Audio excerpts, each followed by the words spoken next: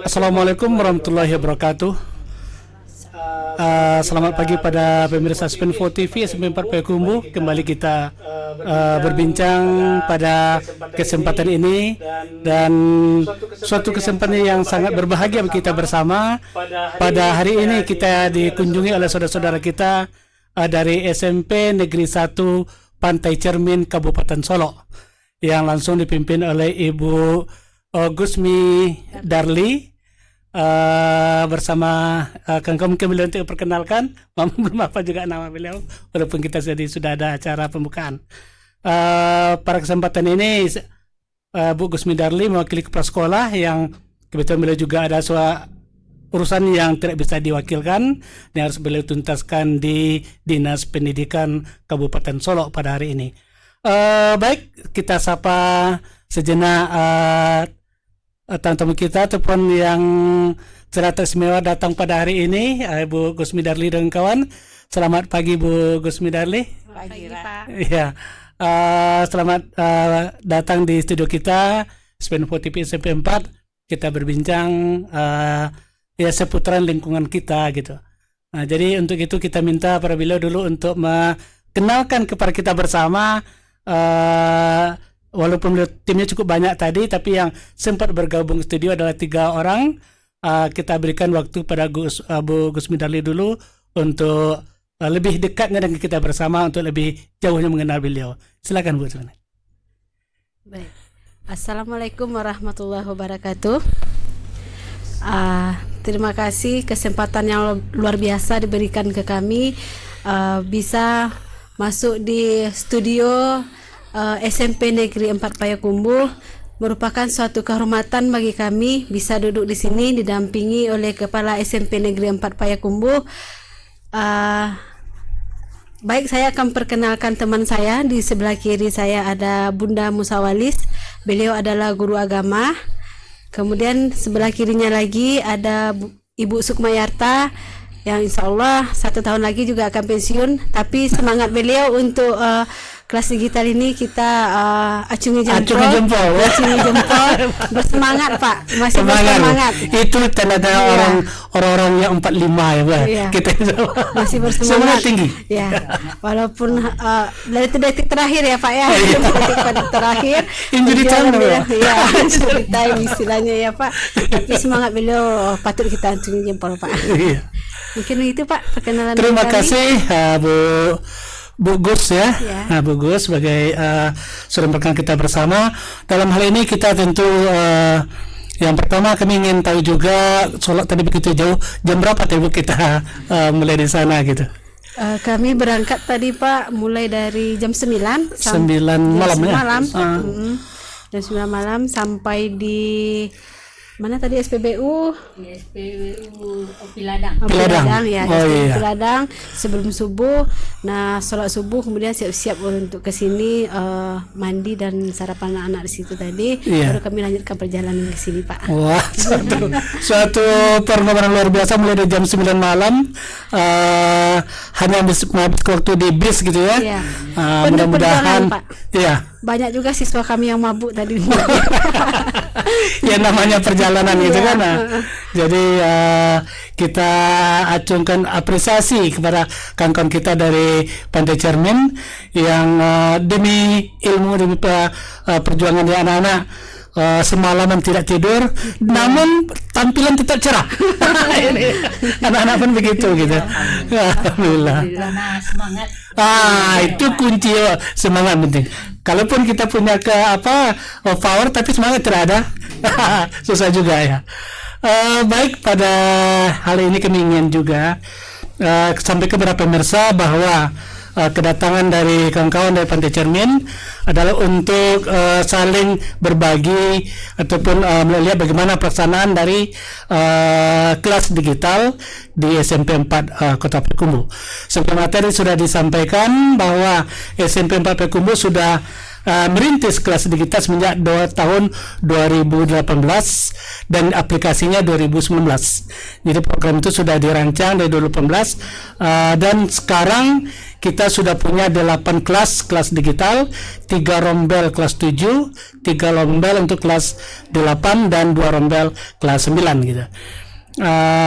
Kemudian tentu untuk semester ini insya Allah mudah-mudahan nanti kalau Allah mengizinkan di Oktober kita akan coba launching untuk menjadi sekolah digital. Itu sudah dengan bimbingan Dinas Pendidikan Kota Payakumbuh mengapakan untuk lebih mengembangkan lagi menjadi sekolah digital gitu. Jadi untuk itu tentu di sini kita tidak akan pernah mengatakan itu sudah cukup dan itu sudah baik, tidak. Karena perkembangan itu akan selalu, ilmu itu selalu berkembang dan kita akan selalu menjadi yang tidak akan pernah sempurna. Jadi untuk itu kita selalu berusaha bagaimana kita mengejar ketinggalan itu. Itu secara umumnya. Kemudian kita ingin tahu juga bagaimana kira-kira pelaksanaan kelas digital di SMP 1 Pantai Cermin. Mungkin Bagus bisa lebih menjelaskan gitu. Baik, saya akan mencoba menjelaskan di sini Pak. Nanti kalau kurangnya minta tambah teman menambahkan. Iya. Yang kelas digital yang kami mulai baru semester ini Pak, cuman 1 kelas. Itu baru yang banyak melaksanakannya hanya beberapa orang guru baru Pak, belum semua guru mapel, karena keterbatasan IT juga. Di antaranya guru di situ juga ada yang seperti Ibu Sukmayarta yang hampir pensiun, yang tidak bisa sama sekali IT, itu belum memanfaatkan IT tadi. Jadi kalau istilahnya di kami kelas digitalnya masih semi mungkin baru Pak, karena belum semua mapel gitu, belum semua guru mata pelajaran yang menerapkan kelas digital ini. Untuk Google Classroom sendiri kami mungkin juga sudah mencoba ketika pandemi dulu mungkin, tapi belum sesempurna yang kami lihat di sekolah ini. Kalau sekolah ini mungkin kami guru juga sudah dilatih dulu Pak untuk Google Classroom. Akan tetapi belum semua guru mengaplikasikan itu. Terutama sekarang yang dituntut juga itu otomatis karena kelas digital, berarti yang di kelas digital ini memang diusahakan untuk pemakaian Google Classroom di kelas digital ini. Bapak Ibu ada yang mau tambah Bu? Cukup ya? Cukup. Baik. Ya itu sudah hal yang luar biasa Bu. Kami di awal-awal pun demikian. Segera yang penting kita selalu untuk meningkatkan. Memang tidak akan ada yang kita dapat langsung siap saja, tidak. Tapi yang penting progres tadi. Mencoba tadi itu sudah dilakukan. Jadi kami pun mari kita di sini sama-sama mengharapkan bagaimana kita dapat memberikan yang terbaik sehingga anak kita nanti bisa hidup, bisa menghadapi masa yang pada masa mereka itu entah bagaimana nanti perkembangan IT kita kan tidak tahu. Karena dasar dulu bagi kami SMP 4 membuka kelas digital itu ya karena perkembangan industri 4.0 sekarang apalagi menuntut masyarakat, menuntut kita bersama bagaimana kita bisa mengikuti perkembangan IT tersebut. Dan kita di dunia pendidikan itu tugas kita mempersiapkan anak produk kita itu nanti anaknya ke depannya memang bisa mereka mengikuti hal yang demikian. Jadi kalau kita tidak bisa bayangkan kita saja dulu bersekolah dengan segala macam kesederhanaan, waktu itu kita sudah merasa modern. Tapi tidak ada entar segala macam waktu itu ya. Kalau nonton film saja di bioskop atau layar tancap itu kan sekarang di kamar pun bisa gitu kan. Jadi tidak terbayang oleh kita perkembangan itu. Apalagi anak kita sekarang. IT sekarang sudah berkembang.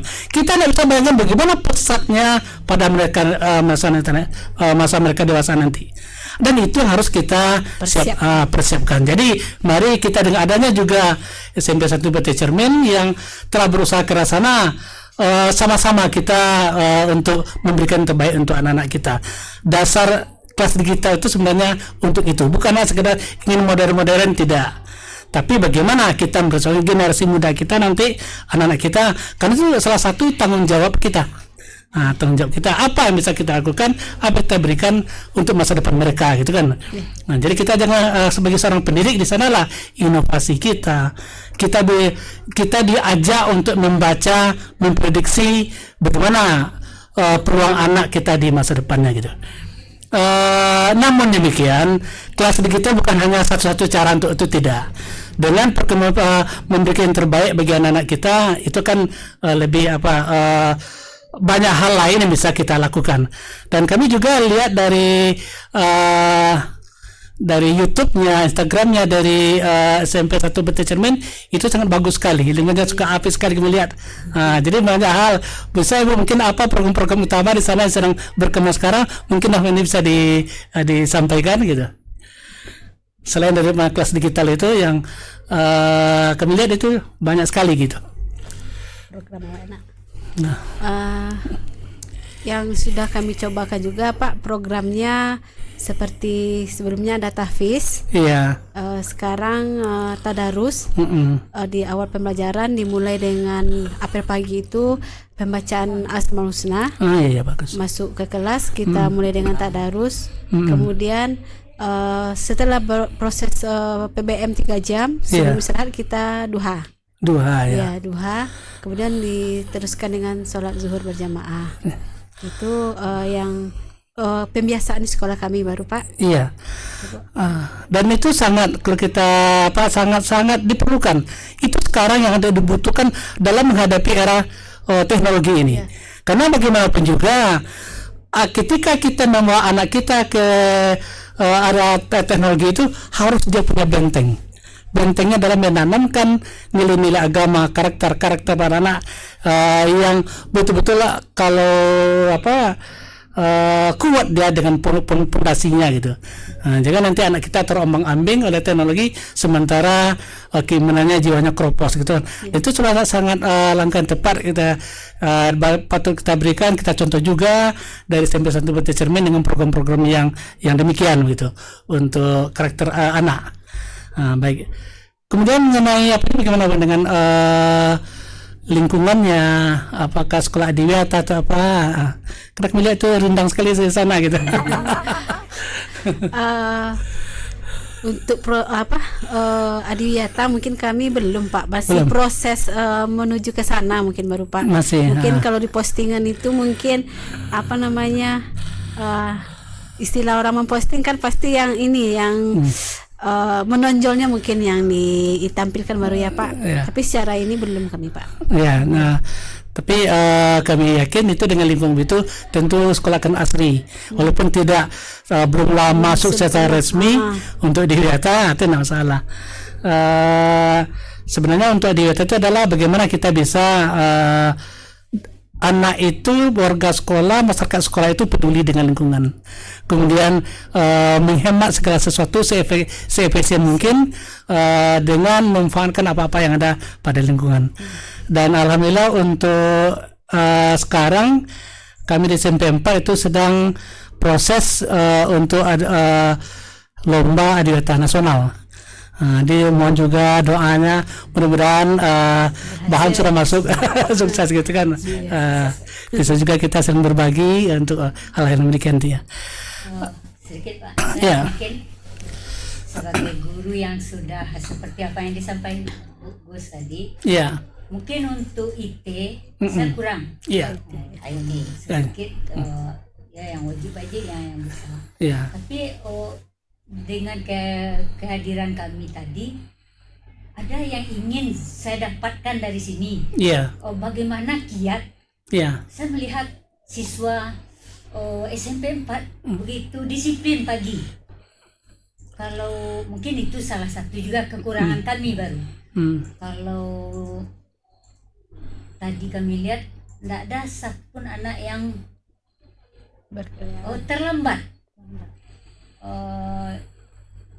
Semua sudah siap mudah-mudahan kami berharap memang itu kondisi aslinya. Bagaimana kiatnya supaya kami juga bisa membina anak-anak di SMP 1 Bete Cermin berdisiplin seperti itu. Terima kasih. Ini bagaimana ya? Kalau untuk kedisiplinan mereka, kami lihat tadi itu memang bukan apa ya, bukan melindungi, enggak. Memang begitu setiap harinya dan tidak ada terpengaruh keadaan tamu. Bahkan ada juga nggak tahu hari ini ada tamu gitu, gitu. Karena kita kan akan kemarin kan tahu kondisi kita seperti ini, kita bersihnya sederhana saja karena lingkungan ya seperti itu, apa mau dia dibenahi gitu kan. Nah, kita benahi sedikit saja. Cuma kelas saya yang tahu nih nanti ada tamu, tolong karena ada akan gabung, itu aja sebenarnya kami tahu kan akan gabung. Tapi untuk disiplin itu ya memang sekarang ini kan kita kalau menurut kurikulum Merdeka, kemudian lagi ada sekolah penggerak itu, kita kan mengajak sekarang dengan disiplin positif namanya. Pada disiplin positif itu kita mengajak anak di sana pada dasarnya itu tidak ada hukuman. Nah, itu kalau disiplin positif itu. Tapi bagaimana mereka menyadari itu suatu hal yang tidak wajar melakukan. Bahkan mereka sendiri yang membuat punishment, hukuman untuk diri mereka. Kalau gini saya itu bersalah, mungkin dia akan lakukan hal-hal yang rasanya untuk menebus suatu kesalahannya dengan dasar atas kesadaran diri mereka sendiri. Kemudian hal-hal demikian, anak yang mereka yang terlambat itu pasti ada, tapi kita kan kita masukkan satu pintu tetap akan melalui proses, tetapi dengan pendekatan tadi. Sekarang anak-anak terlambat. Kenapa? Ini bagus nggak untuk sekolah kita? Enggak, Pak. Kenapa terlambat ini? Jadi sekarang bagaimana? Saya menyesal, Pak. Untuk lain kali jangan begini. Kira-kira bagaimana? Biar saya siram bunga saja, Pak. Itu dia. Siswa di apa kan? Itu dimulai dulu dari disiplin keyakinan kelas, kesepakatan kelas di sana sampai itu. Kemudian ya memang kita itu istilah orang kampungnya nyinyir. Nyinyir lah. Seperti banyak sampah. Pas bel sambunyi selalu pikir ingatkan. Silakan Anda berbelanja apa saja, tapi tolong sampah masukkan. Selalu diingatkan terus. Ada itu seperti tentu mereka itu akan ada anak yang kelompok duduk kan sering itu. Itu ditegur Anda yang duduk sana nanti tolong sampahnya ya diapakan. Ayo Pak, ayo Bu, dia kena. Tapi kalau kita tidak namanya anak itu kami rasa sama saja anak kan di mana-mana mereka. Jadi pendekatan kepada mereka itu yang jangan artinya jangan sekali berulang kita ketika terlambat pun begitu, kita berikan pada mereka. Kemudian yang ya memang ketika terjadi berulang anak yang sama dengan kasus yang sama, ya tentu kita konsultasi orang tuanya. Memang kita panggil orang tuanya, kenapa anak-anak seperti ini gitu. Memang itu di fungsi itu, dan itu di aturan-aturan itu disampaikan kepada orang tuanya di awal, Pak. Jadi kepada orang tua kita sampaikan, jangan nanti hendaknya orang tua itu susah oleh sekolah. Artinya susahnya sering datang ke sekolah berkonsultasi, berpanggil. Kan itu dia, dia mau pergi ke sawah, mau kemana kan rugi dia gitu kan. Itu disampaikan ke orang tua dulu. Kami ingin nanti menyusahkan bapak dan ibu. Kita sama-sama butuh waktu. Kamu butuh waktu kerja, bapak bu lebih butuh lagi di rumah. Dipanggil ke sini. Karena seterusan anak. Kenapa? Tapi kalau anaknya karena hal yang positif, juara dia bakal tidak masalah kan. Tahu beati, awak pun itu kan. Biarlah Pak ya. Ketika anak kita bermasalah, sudahlah waktu tinggal. Jadi itu harus orang tua sering disampaikan supaya kita harus merubah sekarang image orang tua. Ketika dipanggil ke sekolah ada urusan uang, sekarang itu kan tidak ada lagi. Kalau dulu kan itu ada panggil sekolah, aku lebih tinggi mah. Kecil lah, amo dah datang nih, amo setuju je lah, kawan kan itu mereka setujunya tuh. Sekarang itulah. Jadi yang kedua kunci kita memang kita dekat dengan orang tua. Dekat arti kata itu ketika anaknya melakukan macam cepat beritahu pada orang tua. Malah saya waktu rapat kenaikan kelas pun bilang, terjadi suatu permasalahan dengan anak, harus tuntaskan oleh guru mapel. Minimal dibuktikan 1 kali surat panggilan tua. Saya larang walas itu memproses, karena walas bukan tumpukan masalah, saya bilang. Tapi kalau sudah diproses oleh 1 kali oleh guru mapel, minimal itu dia 2 kali sebenarnya aturannya, tapi hanya 1, baru limpahkan ke walas. Panggilan orang tua diawali dari guru mapel. Guru mapel, ya. Yang bermasalah ini guru mapel, kecuali ketika saran 100 piket itu. Yang sering kali kan cabut dia anak kan, dan cabut dan tidak hadir sering apa?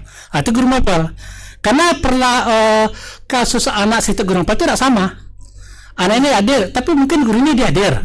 Ada apa masalah gitu kan? Nah, itu perlu. Kemudian baru nanti walas merespon. Sudah ada panggilan, baru dia walas memanggil lagi bersama guru mapel tadi juga. Walas tidak boleh melimpahkan itu kepada BK, kepada wakil kesiswaan sebelum ada bukti panggilan bagi dia. Tapi sudah ada nih anak ini disuruh panggil, tolong bantu. Perlu. Begitu berjenjang.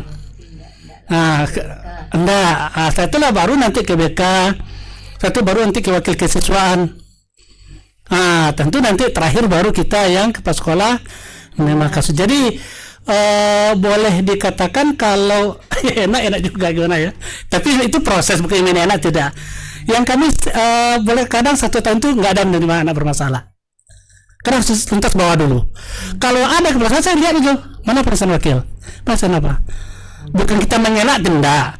Melihat sejauh mana anak ini diproses. Kok sampai gini gitu kan ada. Kalau saya mungkin ini dampak positif dari proses PPDB yang jalur prestasi. Prestasi kan kita tidak bisa menolak. Iya, itu. Siswa yang bermasalah dari SD mau tidak mau harus kita. Bermasalah juga. Kita melanjutkan masalah yang mereka bawa dari SD. Iya. Memang kalau situasi untuk di kami 4 Bu, kita ini kan boleh dikatakan di batas kota. Sana kan sudah kota, betul kan? Nah, artinya ada tidak jauh dari apa. Dan ini daerah industri rumah tangga, makanan. Kalau kemana-mana kan ada perlu berkumpul kan, itu mangsa itu home industry banyak. Menyebabkan banyak pendatang pekerja dari orang luar. Anaknya di sini sekolah. Jadi kami didik pun banyak dari antara yang anak yang bekerja, orang tuanya kadang-kadang pun dipekerjakan. Nah, itu agak rentan itu. Rentan apa? Jadi itu membuat kita harus dengan orang tua itu selalu dekat. Artinya selalu jangan biarkan kasus itu berlarut. Saya sering bilang perkawan dia apa di naik kelas itu sering apanya. Ketika anak berkasus pada satu mapel dia gagal, tapi tidak ada penuntasan, sekolah berhak menaikkan nilai. Sampai itu kan. Kenapa tidak dituntaskan? Ini belum tahu kesalahan anak. Kita guru juga harus introspeksi gitu kan, kayak itu. Asli itu dari awal kami sampaikan itu, bukan sangat rapat tidak. Nanti ketika rapat kelas, tolong masalah-masalah nilai itu apa, tolong tuntaskan. Jangan biarkan anak itu selalu larut dalam masalah. Ketika nanti kalau ada anak yang tidak tuntas, nanti guru bertahan untuk tidak menuntaskan tanpa ada bukti penyelesaian, sekolah menaikkan nilai tersebut secara otomatis. Ini tujuannya bagaimana supaya proses di jalan, proses pembinaan anak. Jadi itu yang ditekankan selalu para kawan, bagaimana kita bisa yang tujuan yang sulit dari kita di sekolah kan membina karakter itu. Kalau ngajar ilmu mudah gitu, di les pun dapat bagi mereka kan, di internet bisa, tapi bagaimana karakter itu merubah. Jadi itu yang membuat disiplin. Bagi karakter siswa bisa disiplin itu dari satu sesi saya lihat kehadiran dulu Pak. Memang itu entah itu yang sudah bagus tidak, kami nggak tahu, coba proses kami seperti itulah gitu. Kemudian seperti itu tadi yang jelas setiap tamu-tamu sini anak tidak ada kami penuhi dengan suasana biasa saja, sebenarnya biasa, tidak ada sekarang tamu datang baik kita itu dipoles kan enggak, biasa aja lah gitu apa gitu. Bagaimana mereka kesehariannya gitu. Terima kasih Pak. Kemudian kalaupun teknologi ya, iya, yang Ya. kami tuju sebenarnya saya pribadi tidak dapat. Mudah-mudahan di bagian disiplin mungkin yang bisa saya ambil. Iya, karena bagaimanapun Bu, teknologi tidak menyelesaikan masalah pendidikan. Pendidikan jelas selesai oleh guru gitu kan. Karena itu masalah jiwa, hati nurani kan. Nah, teknologi cuma keterampilan cuma gitu. Ini makanya bilang tadi yang dilakukan oleh Sempilan Cermin dengan menanamkan nilai karakter tadi, itulah salah satu dasar dulu sebelum anak berteknologi gitu. Itu salah satu hal yang sangat bagus. Barangkali itu bincang. Silakan kalau ada yang lain boleh juga. Sedikit Pak. Ya. Mengenai apa tadi kami telah diuraikan oleh Ibu kepala sekolah bahwa pembiasaan keagamaan di sekolah kami telah diuraikan. Jadi yang pertama tadi kami awali dengan setiap pagi dengan Asmaul Husna, kemudian tadarus. Atau tahfiz di semester 1, tadarus di semester 2, kemudian lanjutkan dengan sholat duha dan sholat zuhur berjamaah, kemudian hari Jumatnya muhadaroh dengan MSK-nya. Iya belum. Ya, jadi di samping itu kami juga ingin tahu bagaimana pembiasaan di sini yang mungkin bisa kami tambahkan untuk membina karakter anak kami menjadi lebih baik. Sebenarnya untuk pembiasaan itu tidak jauh berbeda. Kami pun melakukan yang semirip lah dengan itu. Diawali dengan tadarus, kemudian duha yang karena kapasitas musola kita itu ada penggiliran gitu. Ini kelas ini karena musola. Kemudian anak yang itu yang secara umum. Kemudian yang lain silakan duha juga tidak diapakan. Cuma yang wajib kelas ini harus duha sekarang. Kemudian yang lain pun juga keluar juga dia. Itu udah yang anak sudah terbiasa itu kan tuh. Sholat berjamaah juga. Kemudian untuk untuk tahfiz itu memang kami mengkhususkan itu sore. Sore itu dengan berbagai dan alhamdulillah sekarang ada yang sudah 5 juz mereka, dan itu ada di samping guru PAI juga kita mengadakan yang melatihnya. Dan mereka berarti dari yang orang-orang yang sudah dan untuk Kota Payakumbuh itu alhamdulillah Dinas Pendidikan setiap tahun itu juga membantu guru tahfiz ke sekolah sekolah itu dari dinas itu kita cuma ke absensi di sini kan. Untuk tahun ini belum ada program itu. Kemarin ada, kemudian ini belum dimulainya ada belum pemulihannya begitu ya. Tentu kita sekolah tidak boleh hanya menunggu itu saja, kita juga punya yang kita datangkan dari luar pembina-pembina tersebut gitu. Jadi itulah yang mendampingi, karena bagaimana kita punya 5 guru PAI.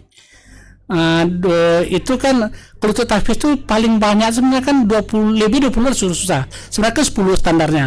Untuk satu orang 10 orang anak kan gitu. Nah, jadi ditambah lagi yang punya lisensi tahfiz. Yang di luar itu syaratnya ada lisensi tahfiz, dia punya yang diakui gitu kan. Nah, itu yang kita apakan.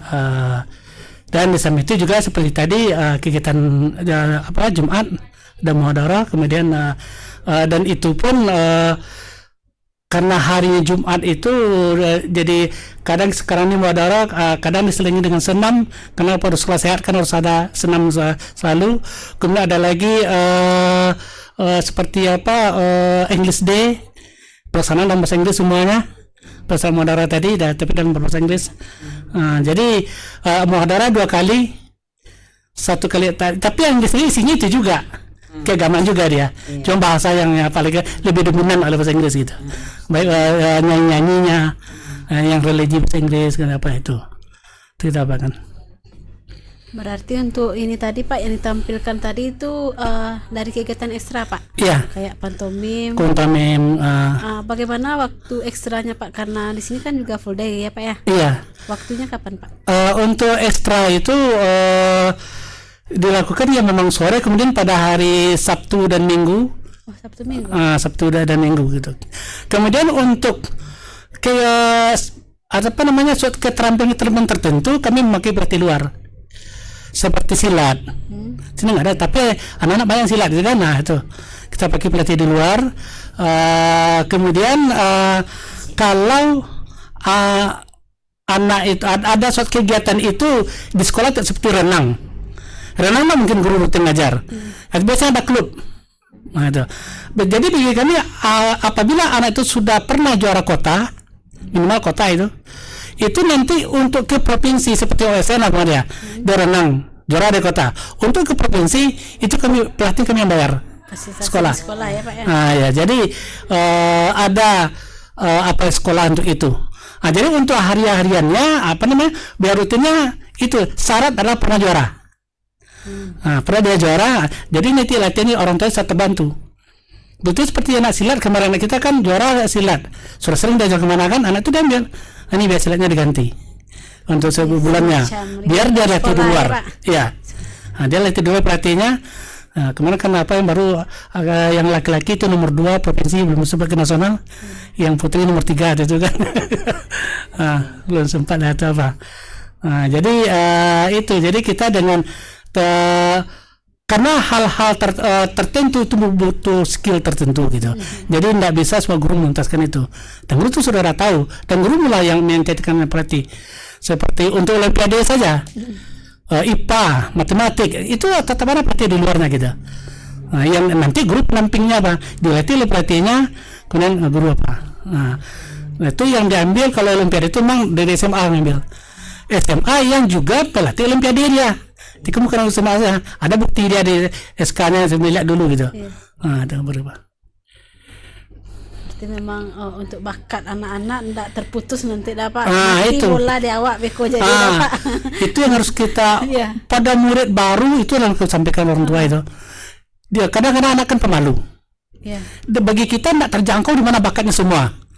Masuk anak 10 kelas 300 sekian, mana guru saya tahu ini kita tidak mungkin kan.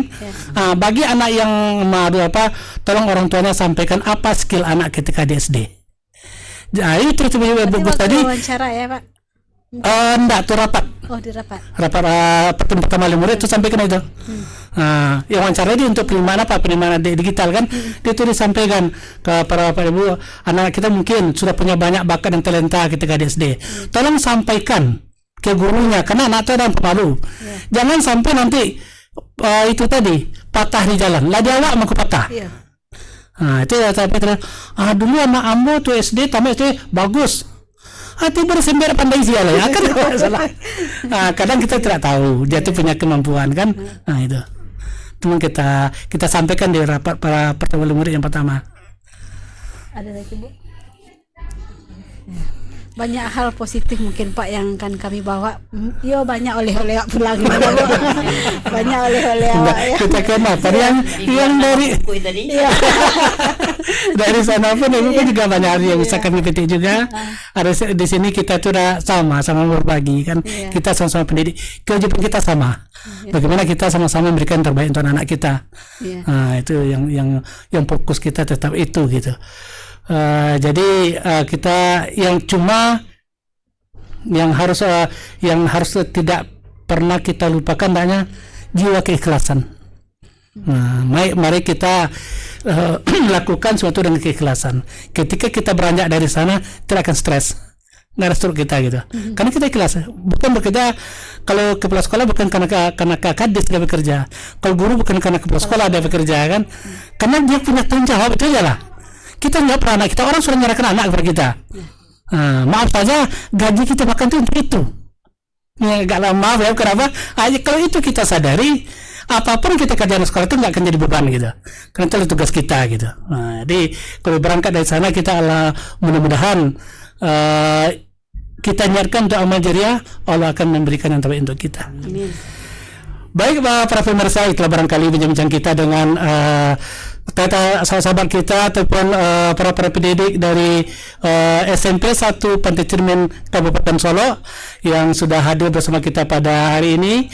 Mudah-mudahan persahabatan dan bekerja sama untuk kemajuan anak bangsa ke depan akan dapat lagi lebih terjalin erat antara SMP 4 Kota Payakumbuh dengan SMP Negeri 1 Pantai Cermin Kabupaten Solo.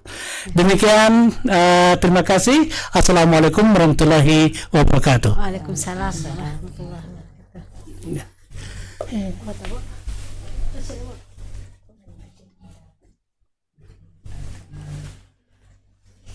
Ada loh operator langsung sikos sekali Pak. Operatornya adalah. Oh, yang Pak tadi ya. Iya.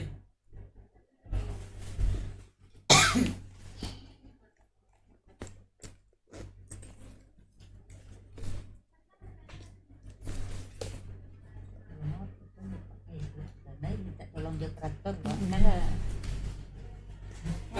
minta tolong Foto kami di studio dari Ngecek.